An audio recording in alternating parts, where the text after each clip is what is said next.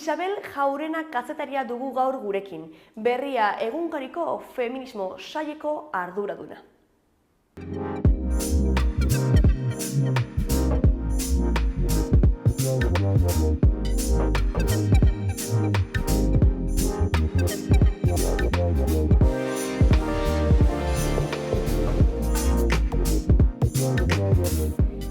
Ongi etorri, Isabel.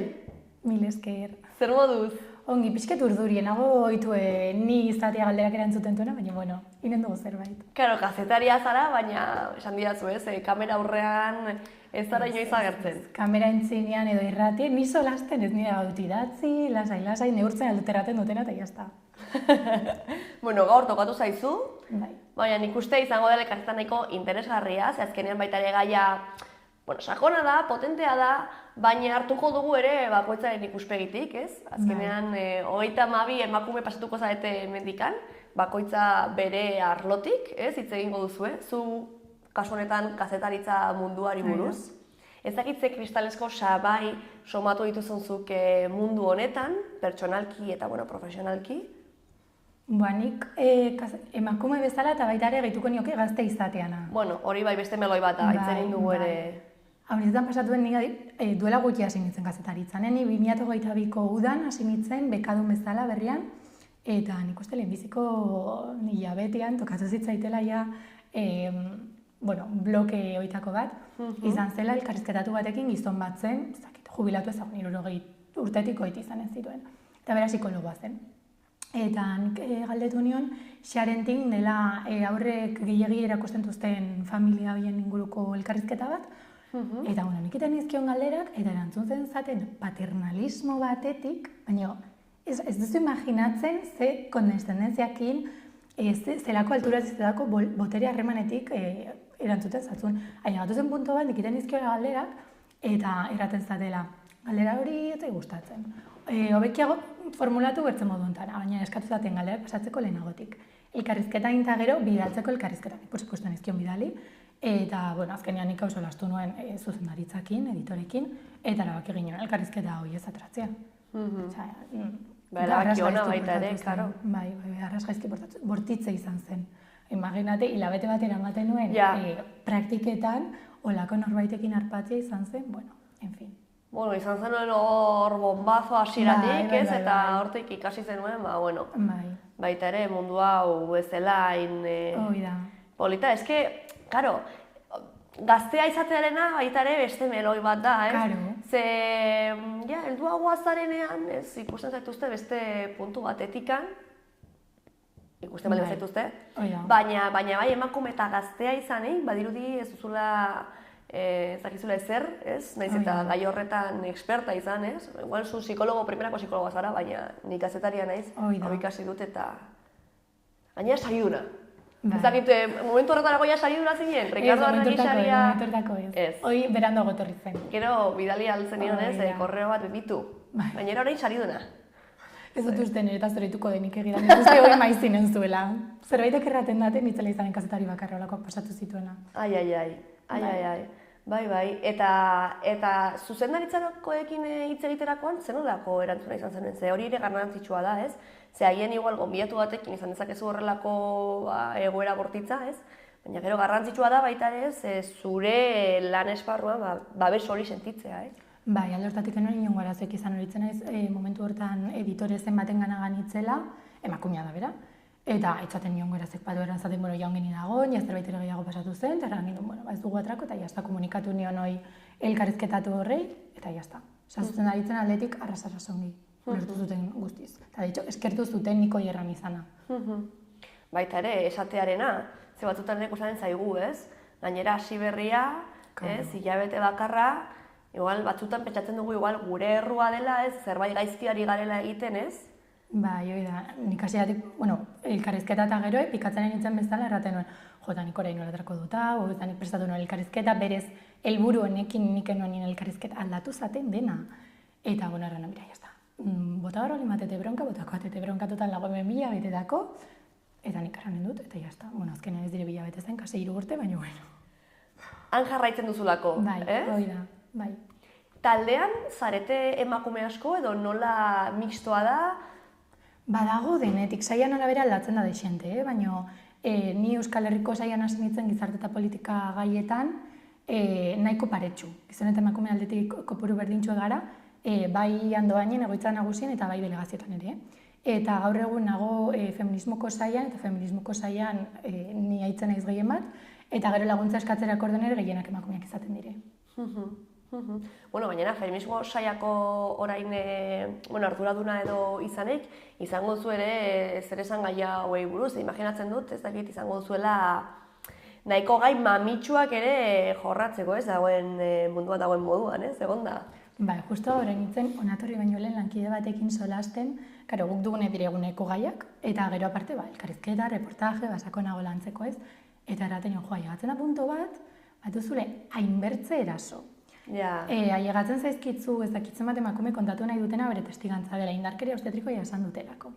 Gaur bertan, Gurutzetako ospitalean, transek jasotzen duten patologizazioakin ere salaketa dixentea agertu zaizkigu, hoi ere imardiezu kaso, gero batuzu, desgraziz, hilketa matxistak. Hoi dena erantzutia, ezinezkoa da, ezin zara llegatu. Eta konturatzen zarelaik, horren dimentsioa zeraten duzu, gizarte bezala ze problema badugun, ezin garela llegatu, badirelako hainbertze gauz, ezin gara llegatu idena kubritzera. Bai, alde hortatik, eta bertzetan ere pasatzen da, igual, ailegatu arrastipikoa da, astelenetan, Nafarroako gobernutik eta Eusko Jaurlaritzatik ailegatzuela parte moduko bat, asteburuan egon diren atxiloketekin indarkeria matxistangatik. Eta, hasten zari dazten, eta ez dakitzen bat atxilotu indarkeria matxistagatik, sartzen, eta Gasteizik bertz ez dakitzen bat ailegatu dire. Eta momentu batean gelditzen zara, erraten duzu, ostras, nola da posible normalizatu eta automatizatu izana gai hauek idaz, ja badakit zapatu lehenbiziko paragrafoan, ja badakit zapatu bigarrenan, ja badakit zapatu hirugarrenan. Osea, automatizazio horrek neurri bat ematen du beldurre. Neri behin bin erraten du, gizarte bezala kriston problema dugu, kristona. Eta zifrak ere ja pixua galtzea ia, ez? Ze, adibidez, nire herriko belardi batean badagorrelako plaka bat, ez, eta egunero alatzen dute egon diren eraso edo erailketaen arabera, ez? Eta ja, karo, hainbeste bezatzen zara hortik, eta hainbeste normalizatzen duzu, ez? Ja, ezarela konturatzen, edo zuera konstiente, ez, 53, eta ja, zenbaki horrein ez diozu garrantzirik ematen ez, baina, ostras, 53 pertsona, urte batean eta martxoan gaude, ez? Ez dakitzen mardinez zehazki, ez? Baina... Bai, niri horrek maten dut beldur ikaragarria. Niri eta lankidekin ere solastu izan dut haunitz, kuadrillakoekin ere bai, azkenean bereek ez dire gaiokekin haitzen, eta solasten hasten naizela ikoni buruz zeraten haute, maten du beldurren nola automatizatu edo normalizatu duzuen hori, ez? Claro. Horra adibidez, pasatzen zaitena niri haunitza, San Ferminetan edo besta hundietan erasoak egoten direlaik, nola horretzen naiz egon nintzera Nafarroako Iratxe Albarezekin solasten, eta bera kontatzen zaten nola eraso bat dagolaik, badakizu San Ferminetan erasoak egonen direla, salatuko direla eta horren kontrako kontzentra bat egonen dela.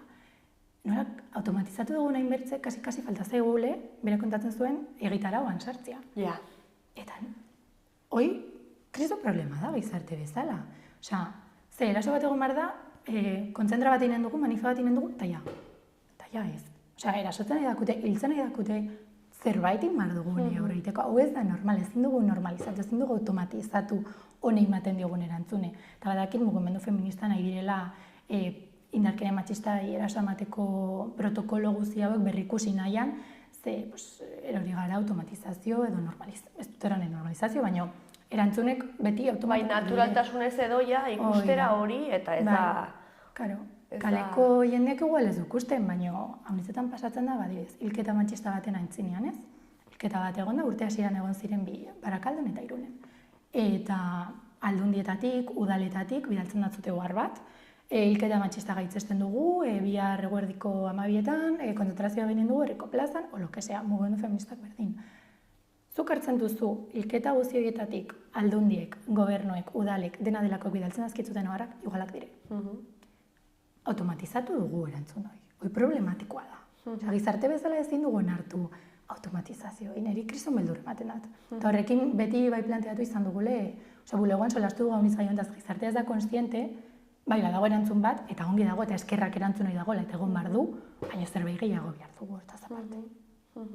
Zu kazetarien moduan zenolako mekanismoak edo erabiltzen dituzu hori normalizazio horretik eskapatzeko ez, edo benetan, zakit, igual, nola esan, ez? Pertsonalizazio hori emateko ez, gertatu den egoerari ez, edo ez, orokortasun horretatik ez hitz egiteko, edo...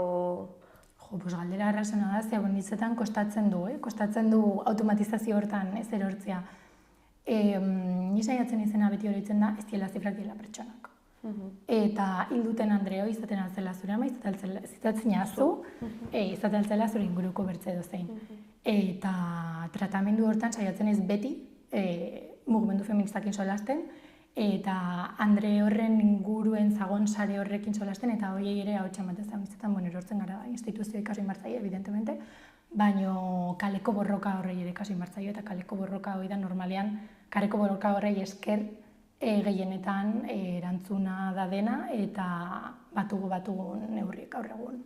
Saiatzen naiz hortan. Oroitzen ez diela zenbaki bat, pertsona bat da, horren gibelena zegoen da pertsona zen. Baduzue hor lan handia egiteko eta lan gogorra askotan ere, ez? Baina, baita ere eskertzekoa da, esan duzuna, ez? Emakume talde bat ere zaudetela, ez? Batzutan ere, naiz eta horrelako gaiak jorratu, gehienetan gizonezkoa daude horren atzean, ez? Eta hori ere nabaritzen da, ez?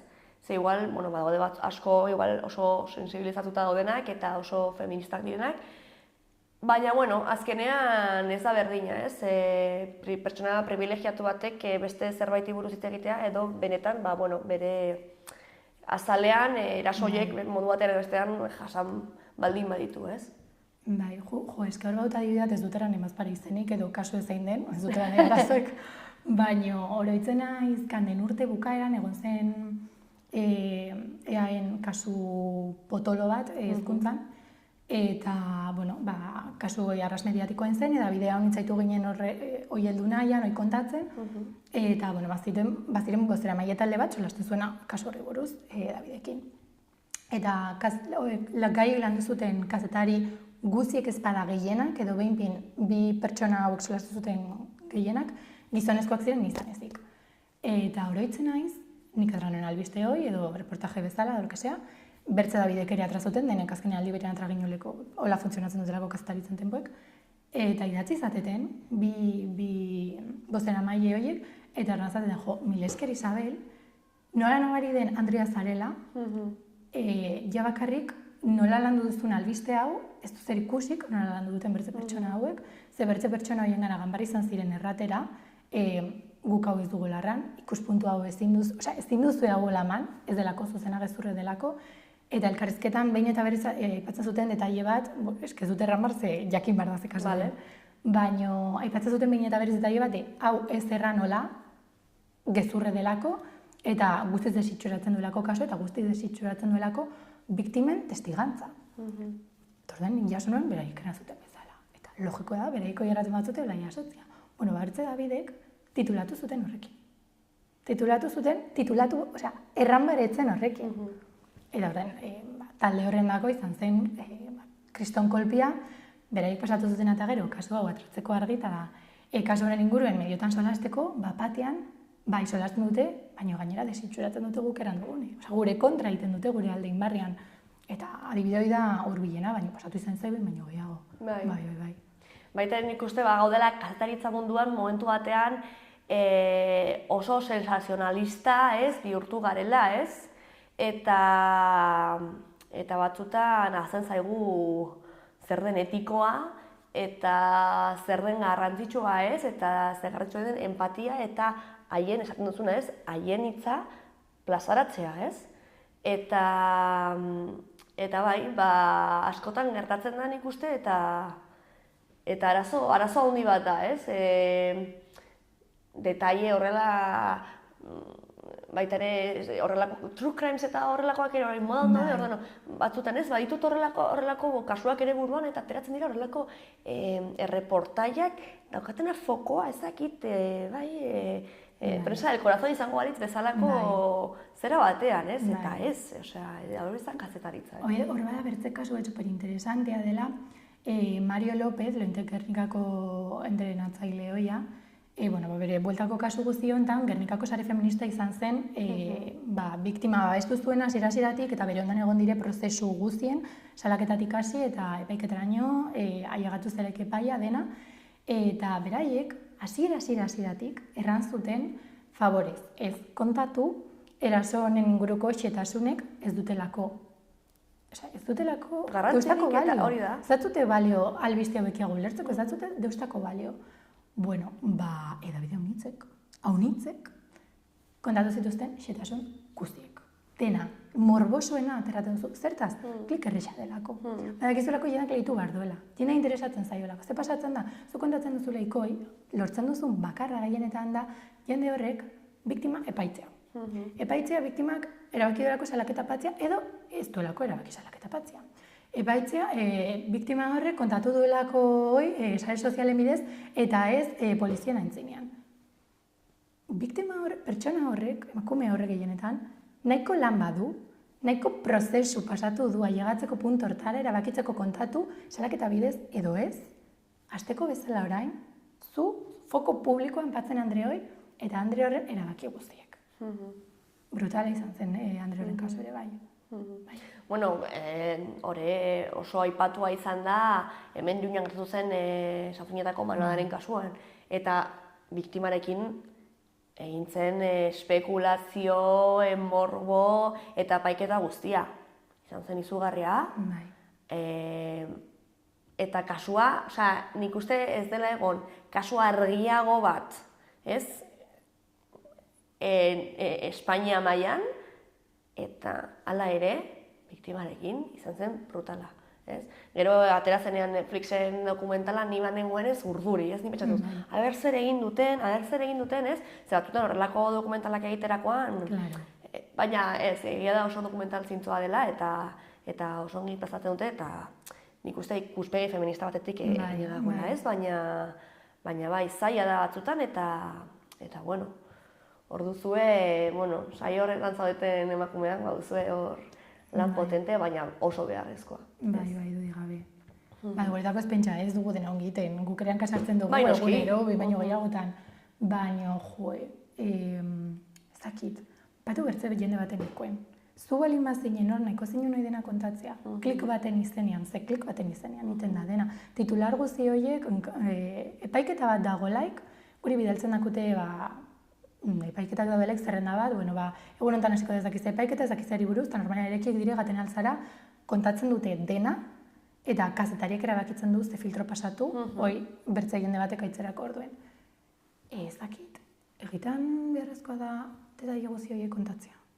Beharrezkoa da, edo behar duzuzuk klikoi lortzeko. Zuko dena patu gabe, lortuko zinun jende horrek zure albestia lehitzea? Igual, gaizkia izan izan orduen zaraztu. Ezakit. Igual ez dara kapaz eskaintzeko kalidadezko produktu bat morbosia de guzti hori gabe. Kostatzen dela honetan, hausnarketa egitea de, igual bertzen kostara ez dut hau marko.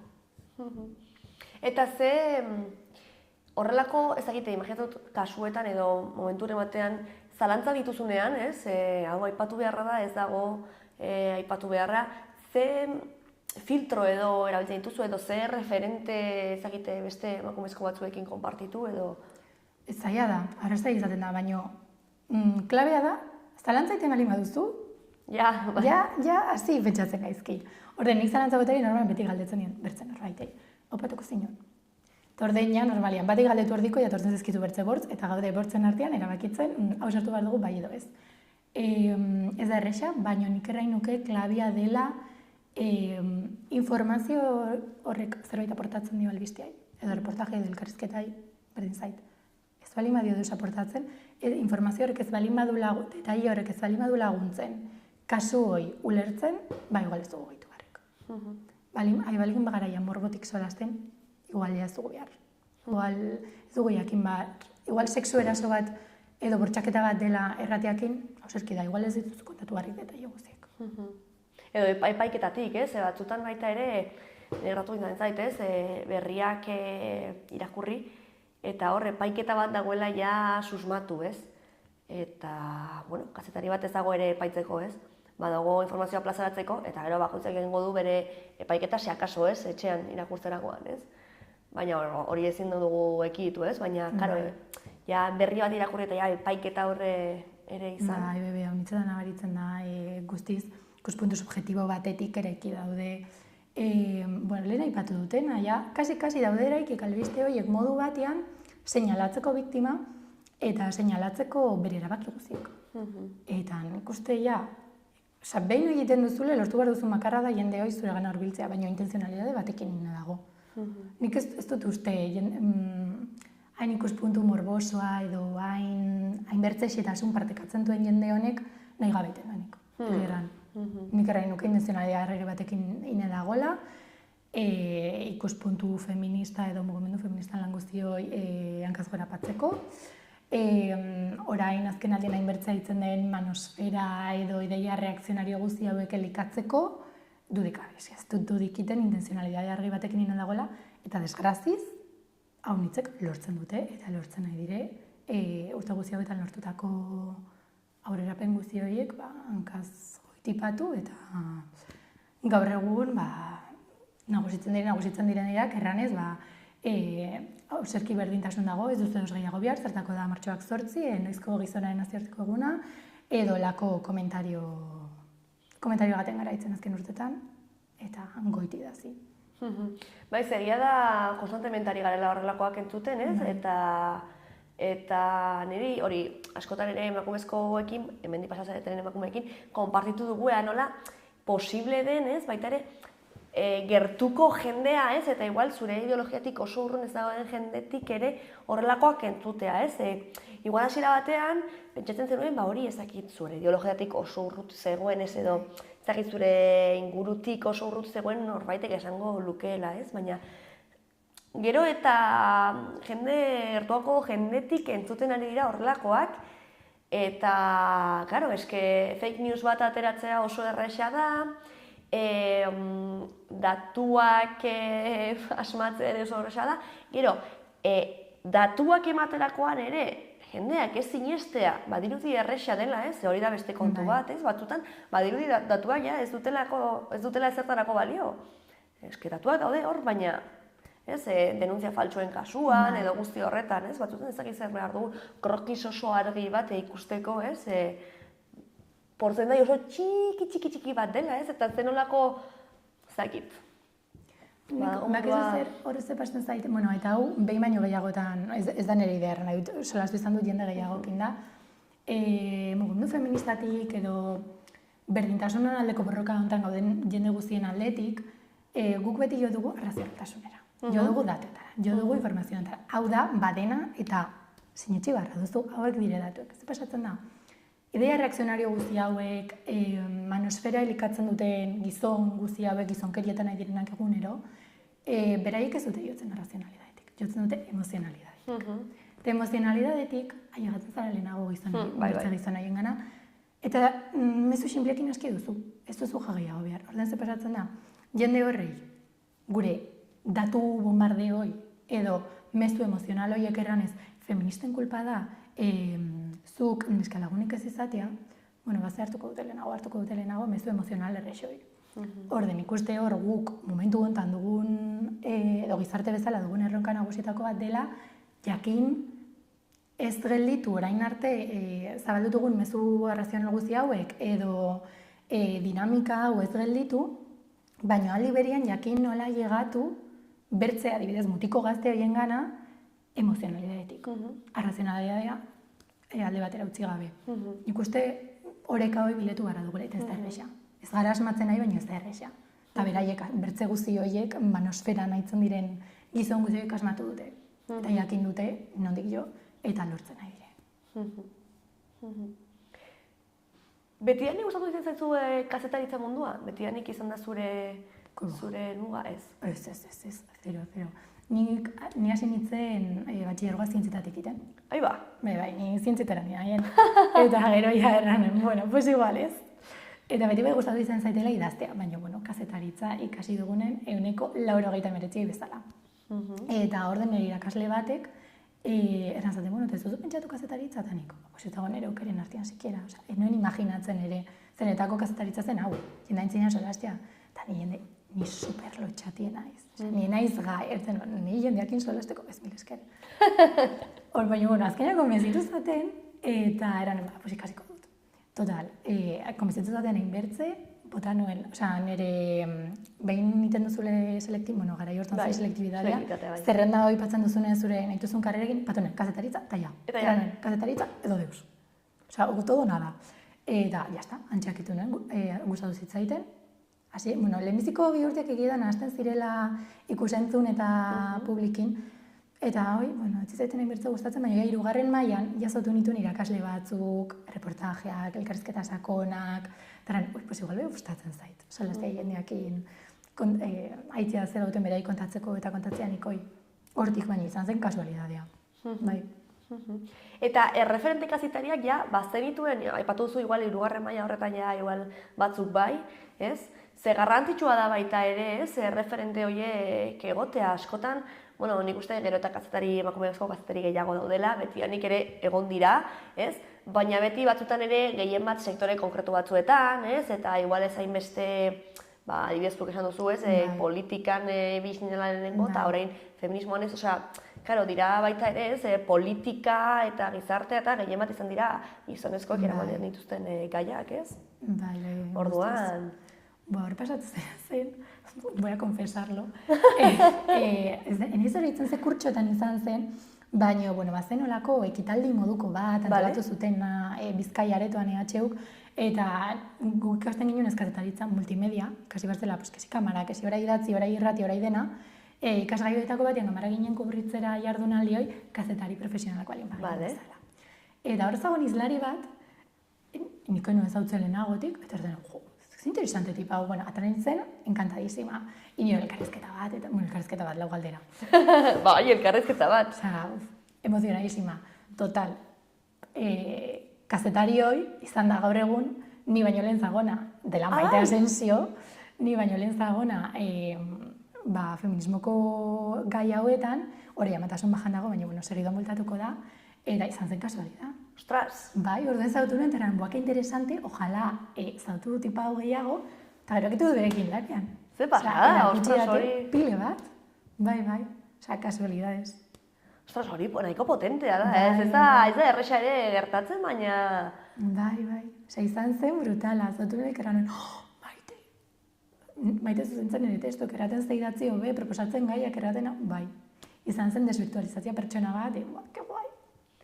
Ze garrantzitsua baita ere, ez? Horrelako pertsonak ere, hizlariak edo entzutea, ez? Presentzia eukitzea pertsona hauek, ez?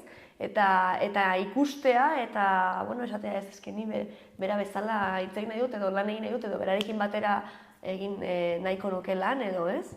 Bai, egia da, nien naizela izan inoiz, zola referente haunitz izantuen pertsona, beti ganaiz buko galo mio. Baina, bai, horrela da. Baina, bai. Alare erranen nuke, kazetaritza karreran zehar, etzatzutela erreferente haunitz aipatzen egiran nazioartekoak ziren eta gehienetan gizonak. Orduen, pues, ez zitean haunitz interesatzen egiran. Etzen zerbait erraten, bueno, kazetaritza feminista edo genero gaietan edo feminismoan aitzen den kazetari batekin egotia, ze interesante edo, kusatzen zeta haunitzonen lana. Nik ez nuen olako referente ikusi edo zautu karreran zehar. Zakuten, igual zen iker nuela kasuekin, baina ez dut oroitzapenik aipatzen zakutenik jendea honitz. Gero izan zen berriara llegatu, gizarte politika gaietan egon nintzen lehenbiziko, eta proposatu zatetenean feminismo saieko gaietan aitzea, eran, eske, ez dut zautzen inor, gai oketan aitzen dena, zaki gai izanen aizen, eske gai potente. Gero sartzen zara, kusten duzu, terduzu, bai, gai potente, baino, ke guai, zeta zinorek etzaten abisatu dago existitzen zenik. Eta alde hortatik bai bota nuela faltan, osea, gibelat behire, unibertsitatean erakusten azuten hau ere existitzen zela eta etzela dena gizarte politika, kirola, ekonomia. Kultura, berdin zait. Baina feminismoko, kazetaritza feminista etzen hau nitza aipatzen. Bueno, hori orokorrean nik uste karrera guztietan gertatzen dela, ez? Referentak apatzen direnean, aipatzen dira referente gizonak, gainera normalean helduak. Eta gugatik oso urruti ikusten ditugunak, orduan hori ere zailagoa jartzen digu, ez? Ikusteko, ni ere hor egon naiteke, ez? Geroz eta urrutiago, geroz eta zailagoa zure burua hori imaginatzen, ez? Baina bai, pentsatzen zenuen ez hor zure bidea eta lortu zenuen hor zure txokoa, baina entzun dut ere zalantzak izan zenituela, ez? Ze karo, askotan ere aipatzen dugu, ez? Nola aukera ematea ja ez da hain erraza, ez? Aukera izatea. Baina ematen dizutenean ere batzutan gugan konfiantza sentitzea askotan kostatzen zaigu, ez? Nahiz eta begira, feminismo gai bat, nor baino ni, ez emakumezko bat, gainera ez, feminismoan igual militantea, ez? Baina, karo... Bai, kostatzen zaigu, justo komentatu duela aste pare bat izan hori elkarrizketa bat, justizia inguruko gai bati buruz, eta elkarrizketatu nire adine zen. Eta nien nago oitue, jende gazti elkarrizketatzea, normalien zarragokoak dire. Eta erraten zateo, asiztera lan berri batean, berdintasun teknikari bezala. Eta nion, pues lase, pasatuko dazkitzu kontaktu batzuko lagunduko datzu, lokesa gero zukerran eri justiziar lokoa, zeniko juzu kontrolatzen. Eta eraten zaten, jo, Isabel, kriston impostorian sindromea dut. Eta nik, superonginen duzu, zen berakin ez zuen ikerketa baten inguruko elkarrizketa, eta kriston ikerketa zen. Hau bezala iten balin baduzu lan, maja, ez. Eta gero ez denean, pues egia da, nire pasatu zitzaitela igual, hasi nintzela ikontan erranuen baietz, erratiagatik, hamitz pentsatu gabe, baina gero esten zara pentsatzen, taratuz, pues igual, nintzen nien benago marko, igual lobezen bertze horrei eran bari mazioten, eske nik ez dute referenteik, eske horiek agertzen dire hau nintzen, impostorian sindrome agertzen da hau nintzen. Eta hile da, Andrek, izan kazetaritze edo izan arlo juridiko hortan neska horrei bezala, eta nik pasatzen zaigu. Eta errazuela ikoi, eran, pues bira, igual badugu bertze arazo bat. Bai. Bueno, garrantzitsua ere ez, adibidez berarentzako, zu bezalako batekin ere hitz egitea ez, prozesu horretatik ere pasadena, eta azkenean, aukera hartu duena, eta orain gustora dagoena, eta ez, alduntze edo prozesu horretan, hobetu duena ez, edo bere buruaren ganez gehiago sinisten duena ez. Ze, karo, batzutan ez dakigu ez, eta uste dugu gure gauza dela ez, baina orokorrean askotan gertatzen da ez, gantzaigu. Bai, pasatzen zaigu amiz, baina sentsazio dut ez dugu leso lasten hortaz ere ez. Nik, adibidez nire kuadrillan, jendea gehienak zientzia arloan mugitzen dire, arras maskulinoa, eta bertze batzuk hezkuntzan ez da hain maskulinoa. Baina ez dugu solasten gaiontaz, eta gero hasten zara, erraten, zer moduz proiektu hori, eske defenditu behar noen bilera batean ezakiz zer, eta denak ziren gizonak, ni baino zarrago, eta sentidutzen supergaizki, eta baina zu proiektu hori defenditzen ez zinen egon, proiektu hori prestatzen ez zinen egon, ezakizen bat hilabete, bai, eta zu baino behar ezakiten gizon horiek proiektu horren inguru, ez, nintzen gehien zakiena, orduen, ez dugu solasten, ontaz ez dakiten lotxangatik, ez dakit zer dagoen horren gibelian, baino arazo bat da horren inguruen ere solastiaz, ez balin baduzu partekatzen, pentsatzen duzu zure problema bat dela, sartzen zara bukle hortan, ez zara izatratzen, eta beti izode inseguridade hortan eta aldontze prozesu ez da inizasten. Eta nik uste partekatze hori zure inguruko jende horrek, inkluso elkarrizketa batean, nik egun hortan zauturoen iska hori erran nahi dut. Laguntzen du, eta bertzegi laguntzen die, eta zuri laguntzen datzu. Aian ere, leheno aipatu dugun, ez, normalizazio horren parte da ere, ez? Zeretianik ikasi izan dugu, ez, gizonak igual presatuagoak daudela zenbait zentzutan, ez, heldutasunaren asuntoa ere beste, ez dakit, nivel bat dela, ez, orduan, karo, baita ere normalizatu izan dugu, deserotosun sentituko garela gizon helduagoen aurrean pentsatuz ez garela hain gai edo, ez, eta igual horren parte da baita ere, ez. De repente gertatzen da, eroso sentitzen zarenean, igual noiz bait, ostras, pues, eroso sentitu, ez? Arraro bezala, ez? Niri gertatu izan zait, ez? De repente eroso sentitu, joaten zara zure mobidarekin buruan, baina hori deskonzentratu egiten zaizu, ez? Egiten dizu mila gauza, ez? Baina llegatu eta de repente igual, egun batean eroso sentitu, ostras, eta hori arraro bezala hartu, ez? Osea, bai. Bai, brutala da. Eta gero ikusten duzu bitartean, gizon batzuk, proiektu mierda batzukin, ideia mierda batzukin, gaten direla defenditzera, bere biziko lan honena balin bazen bezala, taraten duzu, nola da posible? Bere gotia, hain arro lan hortaz, eta gero bitartean guk besatzen altugule hilabetiak, urteak, proiektu batekin, edo berdintzaitzerekin, eta hain insegura sentitu, zertaz, ez da deus justua. Eta ere pentsatzen duzu, ez? Ailegatuko da momentuen bat, hau pasatzen dena, ailegatzen da adinen bat iten dantzune klik zerbaitek, eta bapatian zenditzen zarena super seguro. Gero zela hasten duzu Zaragoko jendeakin, adibez nire gurasoen belaunaldiko jendeakin, eta kontu baten zara zetz. Hoi ez dela pasatzen, gizonena beti dela superkonfiatuek, baina gu ez ez. Eta hor, marra da kristoen lanketa. Baina bai egia da, igual ikasten dituzula mekanismo gehiago ez, edo modu gehiago, ez dakit, kristalezko sabai edo sentitzen duzun, bai, sabai edo, ez dakit, muga horiek salto egiteko, ez? Ez dakit zuzen mekanismo dituzun edo zer erabiltzen duzun, sindrome dela impostura delako hori agertzen zaitzunean.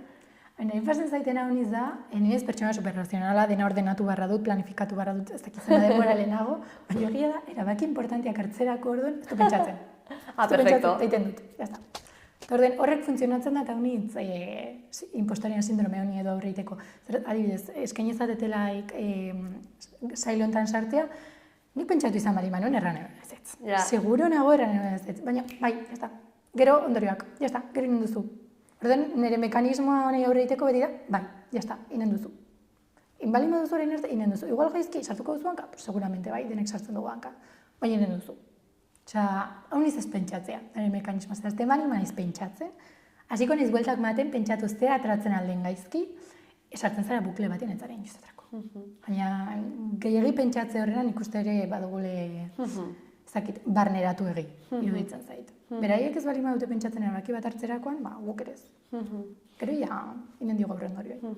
Bai, eskertzen dizut, gainera Kristoren elkarrizketa ematen ari diguzu. Ze, bai, gai oso interesgarria da, gainera zure justo alorreko gaia da, eta azkenean perspektiba oso interesgarria ere zurea, ez? Baina kuriosoa da askori gertatzen zaizuela, ez, edo, zaigula, baina kasu honetan nintzen eskatzen nuena, ez, emakume hoiei aberra etortzen ziren, eta askotan izan dudala, ez, emakume askoren erantzuna, bai, baina seguro, baina ez dakit, ez nago ziur, eta galderak eta nolakoak dira, ez, kontrolpean izatearen sentsazio hori, eta baina ez dut zer esanik, ez, eta gero guztiak dugu zerbait esateko, are gehiago gure esperientzatik hitz egiten dugunean, eta bizi garen munduan bizi garela, guztiak bizi izan ditugu kristalezko sabaiak arlo pertsonal eta profesionalean. Hori errealitate bat da, zoritxarrez. Bai, gabe. Bai, niri ere pasatzen zaita honitz elkarrizketetan, adituek bilatu hartu zuleik, ez delaik elkarrizketa bat pertsona horrelan postuengatik, edo izendapen batengatik, edo dena delakoangatik, eskatzen balin badiozu Andre batek, gehienetan da, seguro zauden ere nahi nazu elkarrizketa, nien ez hain aditu gai hortan, Ni justu ditzen ez, baina idurize pile bat, balio dat egitan, seguro erraten anozu ez zerbait superinteresante, serio. Bai, seguro, negoziazio etengabe hortan egonen zara, baina nien peinatzen naiz, atrabar dut Andre bat, eta punto. Aldiz galdetzen balin badiozu gizon batei. Honi buruzko elkarrizketa, ez da nire gaia, baina bale. Eta bertzian gaia zen, eta ez du nahi, eta zure gaia ez da, eta nahi duzu. Nik nahi du seguridade, nondik lortzen da. Bai, horrekin tupatzen gara beti, eta niri ere pasatzen zaiten, nik ere erranatzun. Seguro niri zure elkarrizketa, nik eramaten dut 3 urte, hemen, ez haunez gehiago. Baina horrei aurreiteko ere, pentsatu gabe erramaietz. Baina 3 urte ere eramatea ez praktikan hasi berrian. 3 urte hor mantendu izatea. Tartean, Ricardo Arregi saria irabaztea, ez dela ere gauza erresa, ez? Osea, azkenean, ez? Eta gainera gauza gainargi izatea, ez? Eta zauden tokian egotea, zenuen asko esateko. Eta batzutan gazteak garenak ere, kostatzen zaigu, ez? Pentsatzea zerbait dugula esateko, baina badu ere esateko, azkenean gazteak, baina ez zain gazteak. Bai, ez dakit nola ikusten duzun, kazetaritza munduan, perspektiba feminista batetik, hemendik 5-10 urtetara, ze gauza aldatu ahal diren, ze kristalezko sabai oraindik izango ditugun? Galdera superona eta superbertzaia. Hemendik 5-10 urtetara, Ze galdera ona. Ba, nahi dut pentsatu, gaur egun baino sensazionalismo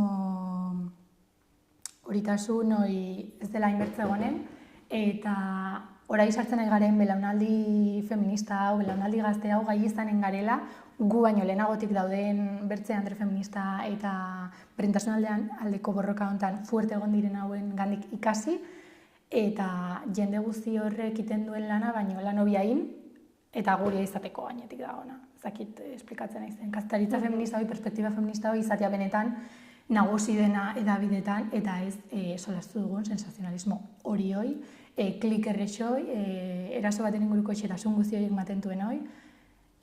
Gero baitaren nahi dut pentsatu, ez dakiz gehiago nahi dut pentsatu. Bueno, hor dagoen bertze punto interesante bat da, lehen aipatu dugun manosferan gai hoi, gero eta mutiko gazte gehiago direla hurbiltzen esfera horietara, eta gero eta diskurtso kezkagarriagoak duztela, inongo vertikalidadetan erori gabe. Nahi dut pentsatu gai izanen garela, edabideen bidez, zabaltzen nahi diren gorrotozko diskurtso guzti horiek, idea reakzionario guzti hori aurre iteko, eta egitan lortzeko jende hori gure ganak hartzen eta ulertzen feminismoa ere izanen dela beraien dako alduntzeko tresna bat. Ea ala denez, nahiko puntu gogorrean gaude eta zaila izango da, baina bueno, diozuna ez, garrantzitsua da jarraitzea, gero eta referente gehiago daude esparru guztietan ez. Beteatzen dira gai oso antzekoak elkartetan, baina bueno, beti da ez, jarraitu behar dugu eta esperantza dago, eta hemen gaude, bueno, esperantza horreri ez eusteko eta lanean jarraitzeko. Gu saiatuko gara, gu hemen egonen gara, tortzen denei aurreiteko, eta ze tortzen den, eta zeiten du. Ja, azkeneko bandera bukatzea gaudelako, baina ze esango zenioke neskato bateri ez, neska gazte bateri, oso toki maskulinizatu batean sartu nahi duena, edo lidergo postu batetara jo nahi duena, baina bere zalantzatituena, bere sindrome da hipostoa gertzen ari dela, edo ez dela hor egoteko gai edo eroso sentitzen, ez, hor egoteko. Ze esango zenioke, ze aholku emango zenioke? Ni aholku ematen ez arratxarra. Nire lagunek baiestatzen aldute.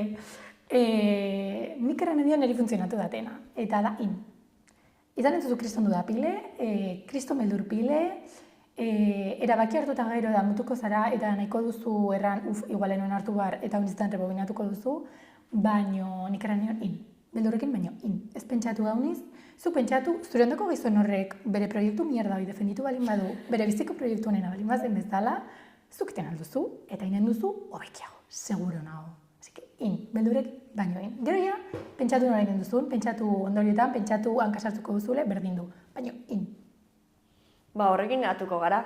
Beldurrarekin bada ere, egin.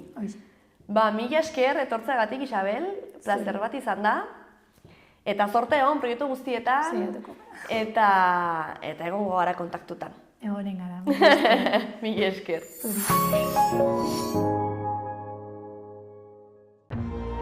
Gobierno de Navarra. Nafarroako gobernua.